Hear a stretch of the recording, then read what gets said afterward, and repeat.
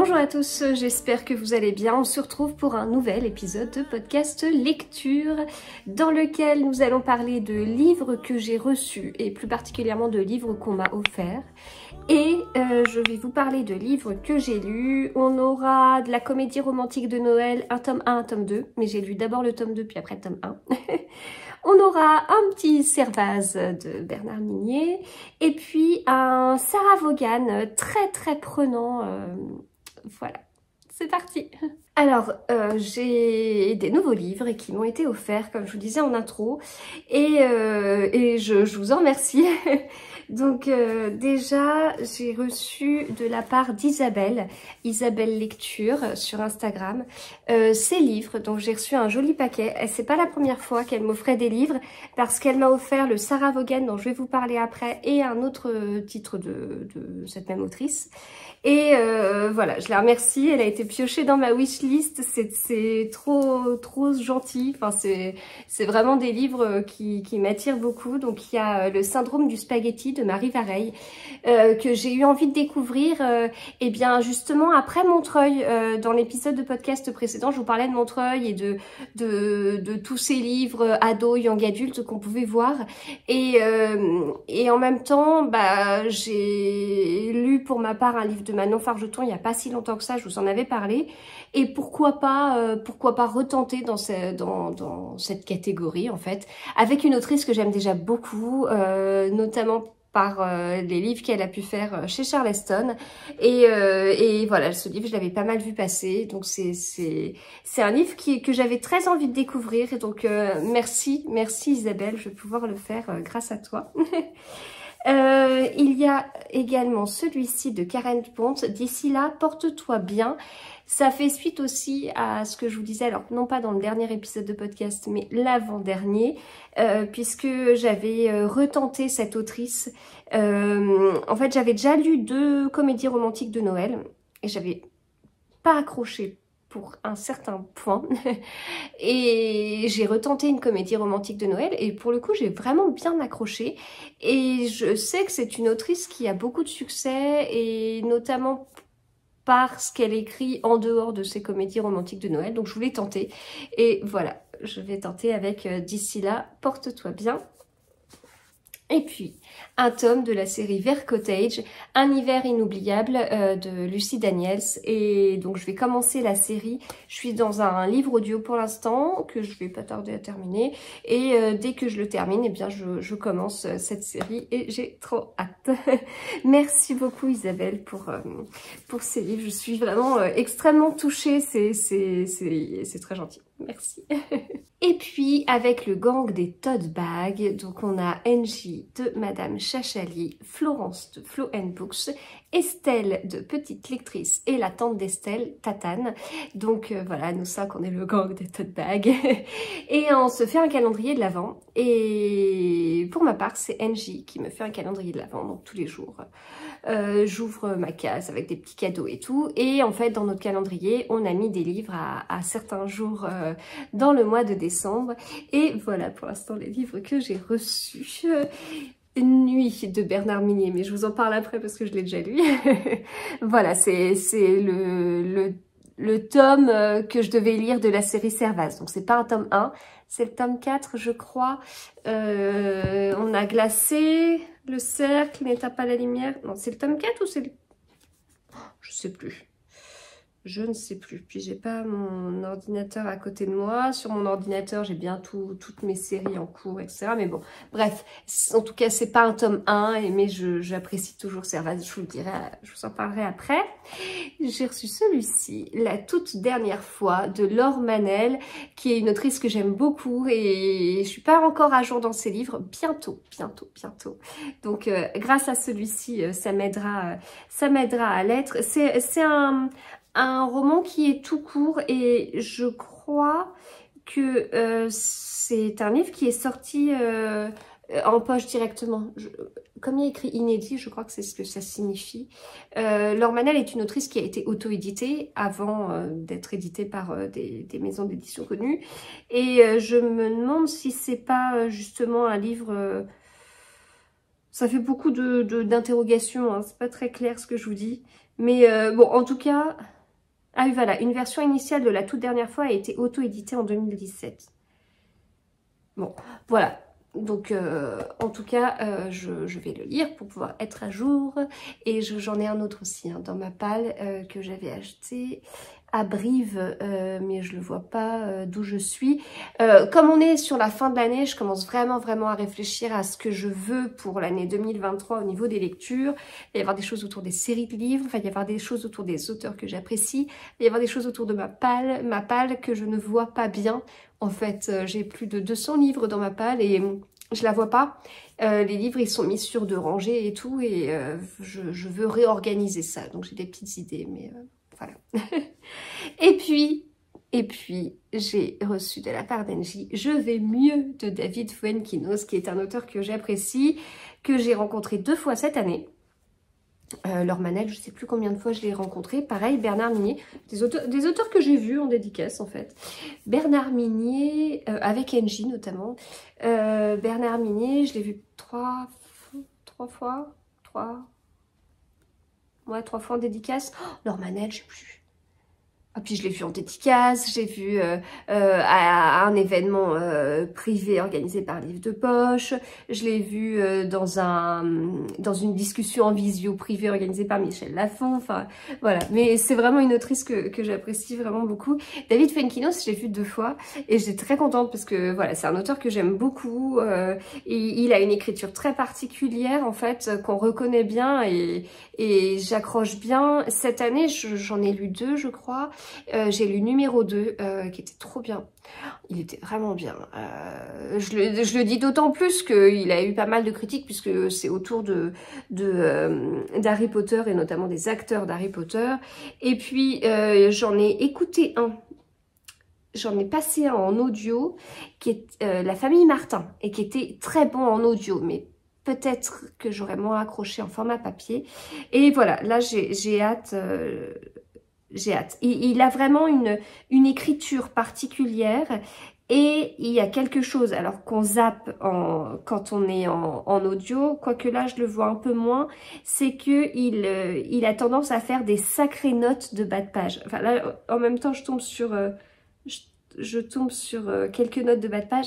Ces notes de bas de page font partie de l'histoire en fait. C'est presque des apartés et c'est extra, enfin le fait d'utiliser les notes de bas de page de cette façon-là, soit pour poursuivre l'histoire, soit parfois on peut avoir une sorte de petite biographie d'un personnage qu'il a inventé quoi, mais il met sa petite biographie comme ça en notes de bas de page, toujours d'une façon romancée, il nous raconte vraiment une histoire en fait, enfin c'est... Ah, il a une sacrée écriture. Voilà, donc je me donne envie toute seule de le lire rapidement. Voilà, je vais mieux. En même temps, ça va, hein, écoutez, ça va avec mon état. J'avais une sorte de Covid et tout, et je vais mieux. Voilà. On passe maintenant au livre que j'ai lu. Alors, bon, j'ai pas mal lu ces derniers temps. Donc les livres que je vous montre, en fait, je les ai... sur le mois de décembre, là, je suis quasiment à un livre par jour. Voilà. Donc c'est des livres... En gros, j'ai lu ça en 4 jours, quoi. Bon, pas tout à fait, parce qu'il y avait des pavés et tout, mais bon. Alors, on a Comédie romantique de Noël avec 2 livres d'Emily Blaine. Le tome 1, c'est Embrasser sous la neige. Le tome 2, c'est Rendez-vous au chalet des cœurs oubliés, et le tome 3 est sorti cette année, mais ce tome 2 je l'ai acheté en grand format l'année dernière parce que je voulais vraiment des comédies romantiques de Noël. L'année dernière j'avais voilà, j'avais très envie d'en acheter, d'en lire et tout. J'avais été à Cultura à une période où ils n'avaient pas encore sorti leur comédie romantique de Noël, donc j'avais pris ce que j'avais trouvé, et ce que j'avais trouvé, bah, c'était notamment un grand format puisqu'il n'était pas encore sorti en poche, et je ne l'ai même pas lu l'année dernière parce que j'avais été déjà bien prise par, notamment sur la fin d'année, par mes lectures en tant que lectrice Charleston 2022. Donc il est resté dans ma palle. Donc là cette année je me suis dit je le sors, et puis en fait j'ai été prise dans un truc de comédie romantique de Noël. Donc vous en verrez dans les prochains épisodes. Je fais pas un épisode spécial sur ça, mais voilà, je mixe un peu les styles avec un petit peu de comédie romantique de Noël. Voilà. Donc, ces deux-là, donc tome 1, tome 2, mais j'ai lu d'abord tome 2 avant de lire le tome 1, mais c'était pas trop grave. Nuit, donc de Bernard Minier, hein, et puis Autopsie d'un drame, excellent. Eh bien, écoutez, on va faire ça dans cet ordre-là. Voilà. Donc, je commence avec Emily Blaine. Je n'avais jamais lu de livre d'Emily Blaine. Je l'avais vue à Brive, je l'avais vue de loin à Brive l'année dernière, où je m'étais dit « Ah tiens, ben, je la vois, mais c'est vrai que j'ai un livre à elle dans ma palle. » Et puis, je l'ai vue cette année en me disant « Mais oui, j'ai toujours un livre d'elle dans ma palle. » Mais voilà, c'est une autrice que je vois passer sur les réseaux sociaux et tout. Je sais qu'elle a pas mal de succès, mais j'avais pas été au-delà, si vous voulez. Et puis bah voilà, j'y suis allée, donc j'ai sorti ce livre. Alors de la même façon, je me souvenais, de la même façon que ce que je vous disais tout à l'heure, je me souvenais que j'avais ce livre dans ma palle, mais je ne le voyais pas. Il était caché derrière, puisque comme je vous dis, mes livres sont sur, en fait, mes livres sont sur 2 rangées pour un gain de place en fait, et ça va pas du tout parce que je les vois pas. Donc je me souvenais que je l'avais, mais je ne le voyais pas. Donc si je le vois pas, je peux l'oublier en fait. Donc il y a un petit souci de gestion de palle, c'est-à-dire que j'ai des livres dans ma palle, je ne sais plus ce que c'est, et comme je sais plus, je ne les lis pas. Enfin voilà, ça va pas. D'avoir 200 livres dans ma palle, ça ne me gêne pas. Voilà, j'en avais même 220 et quelques, mais avec le rythme que j'ai en décembre, ça diminue. Mais donc c'est pas un souci d'en avoir autant si on sait ce qu'on a, si on le gère, si on sait pourquoi on ne lit pas tout de suite un livre, etc. Mais si on a 200 livres, dont certains qui sont cachés et qu'on les lit pas, là ça sert strictement à rien. Donc il y a un souci. Voilà, donc celui-ci en faisait partie. Donc je m'en suis rappelée, je l'ai sorti, je l'ai lu et j'ai trop accroché. La couverture elle est super belle. Voilà, même si j'aurais pu attendre de l'acheter cette année, de l'avoir en poche, quoi. Et puis donc celui-ci, comme je vous expliquais, c'est le tome 1 et en fait on est sur une série à 3 tomes. Le tome 3 est sorti cette année, alors j'ai très envie de le lire, mais je vais pas acheter un grand format encore une fois. J'ai d'autres comédies romantiques de Noël à lire. Là au moment où je vous parle, il m'en reste 2 à lire, parce que j'en ai une dans ma palle que j'avais pas prévu de lire, mais c'est vrai qu'il faut pas que je l'oublie, et là pour le coup c'est un livre que je vois. Ça aurait été bien de vraiment faire le ménage de tout ça pour repartir l'année prochaine sur de bonnes bases. Mais je pense qu'il y en a un qui va quand même rester dans ma palle. Bon, à voir. Un, voire 2. Peut-être que les 2 dont je vous parle, je ne les lirai pas. Je sais pas. Dans cette série, en fait, on suit un groupe de musique assez connu en fait. On a dans le groupe eh bien 3 musiciens, chanteurs, enfin 3 membres. Et en fait malheureusement quelques semaines, quelques mois avant, l'un des membres du groupe est décédé dans un accident de voiture. Et c'était un membre vraiment très important, une sorte de pilier.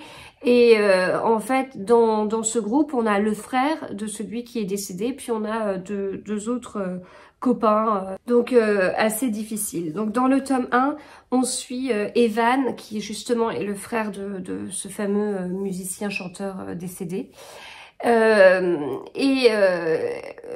fait, les livres sont faits sur la même construction. Alors, je peux pas parler du tome 3 puisque je l'ai pas lu, mais en tout cas, ces deux-là sont faits selon la même construction. Donc, dans le premier tome, on a Evan. Dans le deuxième, on a Nicolas. On suit ces personnages un chapitre sur 2. Et l'autre chapitre, on suit une jeune fille. Dans le premier livre, c'est Juliette. Dans le deuxième, c'est Louise.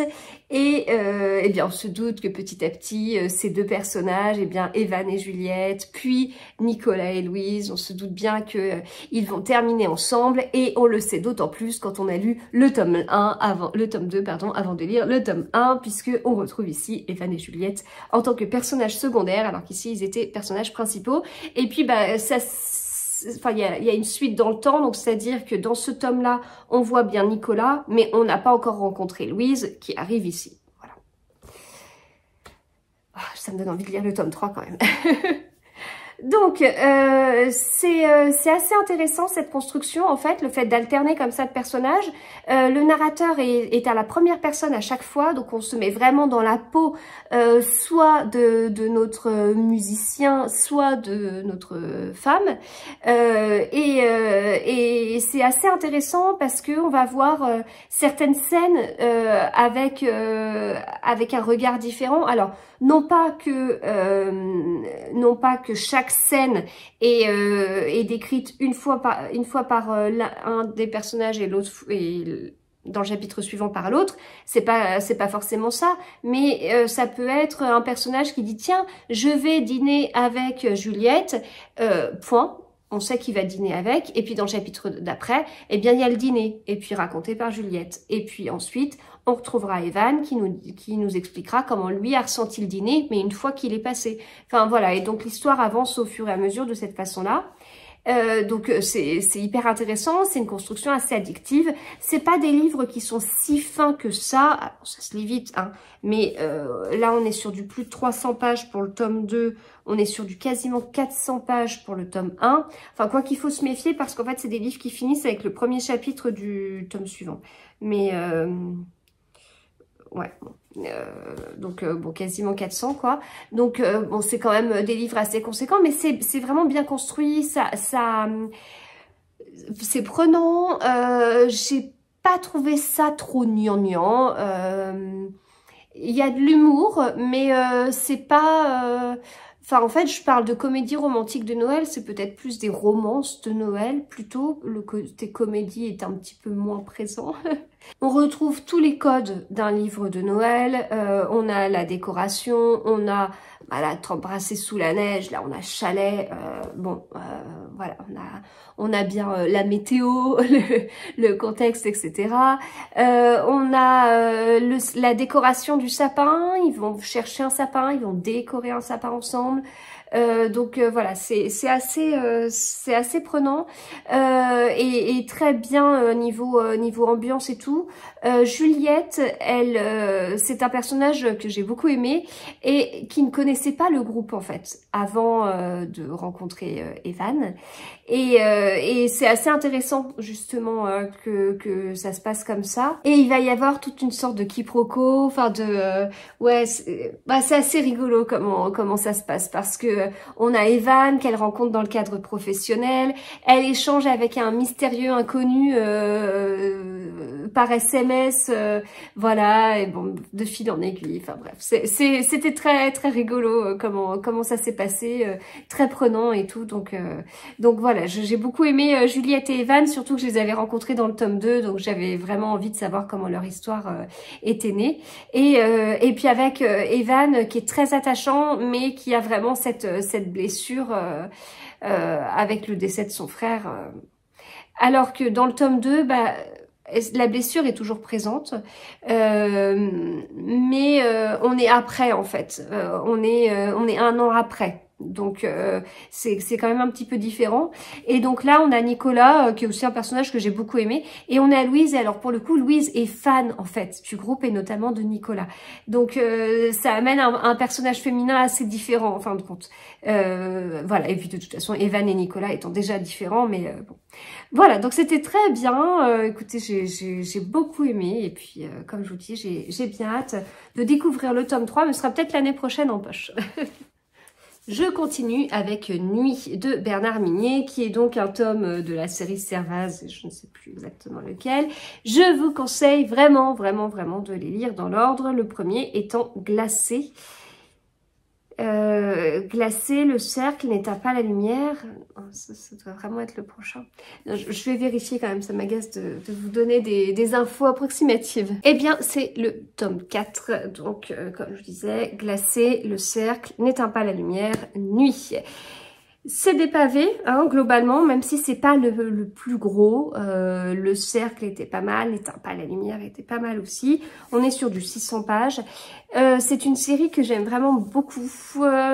J'aime beaucoup le personnage de Servaz. Martin Servaz, je le trouve extrêmement attachant. C'est un personnage qui est pas... comment dire, comment dire sans paraître très féministe. C'est un personnage qui est pas plein d'assurance. Il a de l'expérience. C'est un bon enquêteur. Voilà, c'est quelqu'un enfin oui, qui travaille bien, qui dirige bien son équipe, etc., qui a un certain flair et tout. Donc c'est un bon, hein. Mais c'est pas pour ça qu'il pense tout savoir, qu'il arrive en force, qu'il va chercher la violence, etc. Pas du tout. Il a un côté, il a une certaine sensibilité et on le suit vraiment. On le suit aussi dans ses doutes, dans ses doutes, dans ses sentiments, dans ses relations avec les autres, voilà, que ce soit certains personnages féminins qu'il a aimés ou qu'il aime. Il y a aussi sa fille, il est séparé de la maman, mais voilà, donc il y a tout ça.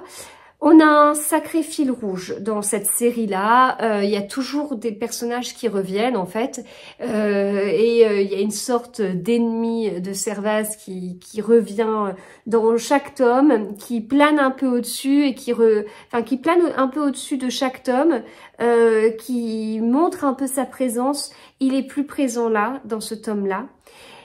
Et ce que j'apprécie beaucoup, c'est que il y a un renouvellement dans cette série. On pourrait se dire, bon, bah ok, on a un enquêteur, et bien chaque tome, c'est une nouvelle enquête, même équipe, et voilà. Et ça marche dans certaines séries, hein. Enfin, je pense à Code 93, enfin au moins la trilogie avant le tome 4 qui est assez différent. On a un peu ce côté-là, avoir notre équipe qui mène son enquête. Les enquêtes, elles sont très différentes, c'est très prenant. Et j'ai vraiment adoré Territoire et encore plus Sur Tension, qui sont les tomes 2 et les tomes 3 de cette série. Mais on a un peu ce même schéma, mais sur des sujets différents, en fait. Enfin, on est sur vraiment les cités, on est vraiment sur les prisons. Ça change énormément, en fait. Là, c'est très différent en fait d'un tome à l'autre. On n'est pas sur ce style-là. Alors, il y a une enquête, il y a un dénouement, Martin Servaz est au centre, voilà, etc., etc. Mais je trouve que il y a un renouvellement assez incroyable. Chaque tome va se passer un peu différemment.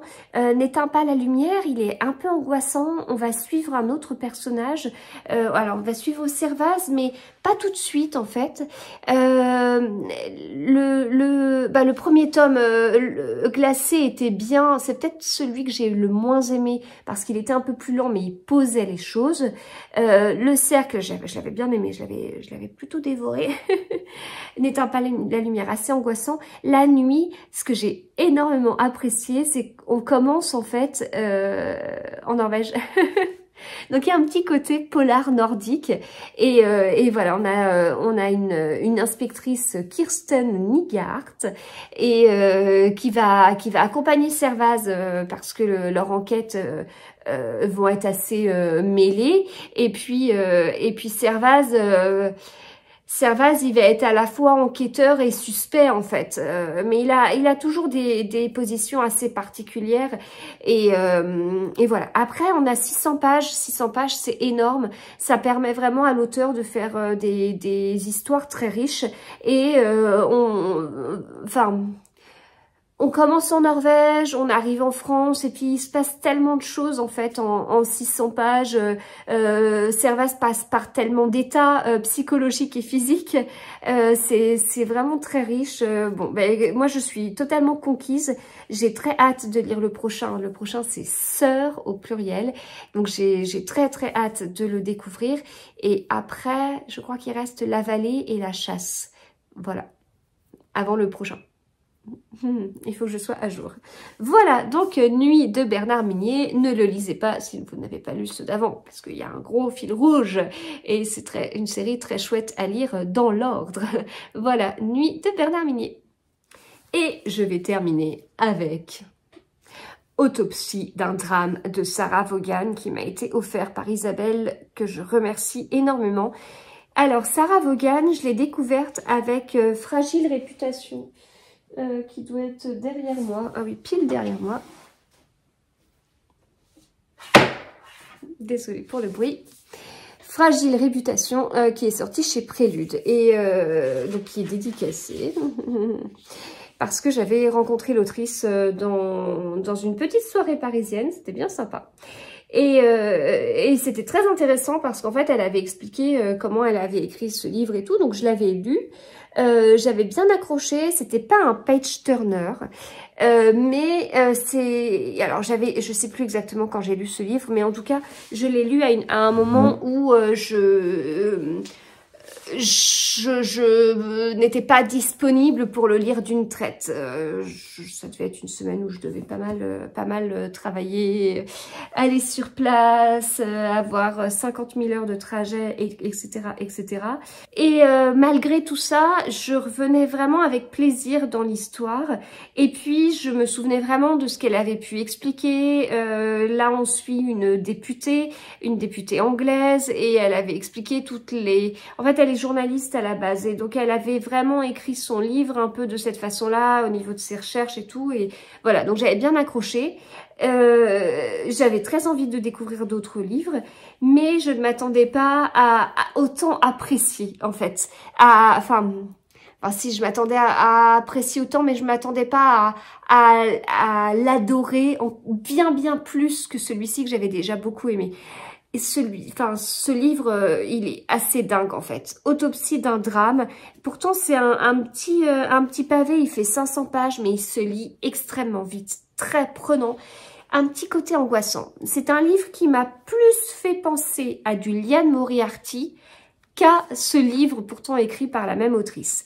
Liane Moriarty, pas par rapport à l'écriture, parce que Liane Moriarty a quand même un petit truc au niveau de l'écriture que je rapproche beaucoup de Desperate Housewives, au moins de la petite voix de la narratrice de la série Desperate Housewives, mais au niveau des sujets traités, etc., parce qu'il y a un côté, les apparences sont trompeuses quelque part. En fait, on suit plusieurs personnages, c'est un roman choral. On suit notamment Jess, qui est mère au foyer, qui a 3 enfants, 2 garçons, une fille. Sa fille est un bébé, et elle a pas 1 an, hein, elle a 10 mois. Et en fait, elle va aux urgences parce que sa fille pleure, elle a pas l'air très bien. Et en fait, elle est reçue aux urgences par un médecin qui est une amie en fait de Jess. Elles sont amies depuis qu'elles ont fait des cours de préparation à l'accouchement ensemble à la naissance de leur premier. Donc leur aîné ont à peu près le même âge. Donc on va suivre Jess, on va suivre Liz qui est le médecin. D'ailleurs Liz, c'est le personnage qu'on suit peut-être le plus. Et puis on suit d'autres personnages aussi. On suit le mari de Jess, voilà. Et c'est très bien fait parce que ça dynamise énormément la lecture. Et puis donc on sait quel personnage on suit forcément. Et puis en plus de ça, on a la date. Et c'est important puisqu'on fait des petits allers-retours aussi dans le passé et tout. Voilà. Donc tout ça, ça accroche au niveau de la construction. Et le sujet, eh bien, voilà, on a notre Jess qui va aux urgences pour sa fille, et il y a quand même une suspicion de violence. Il y a des choses qui sont pas très claires. Alors c'est pas évident pour Liz parce que voilà, elle connaît Jess, elle sait à quel point Jess est une mère à 3000%. Elle sait que ce que fait Jess, c'est quelque chose qu'elle-même n'aurait pas forcément pu faire. C'est un peu pour elle la mère parfaite.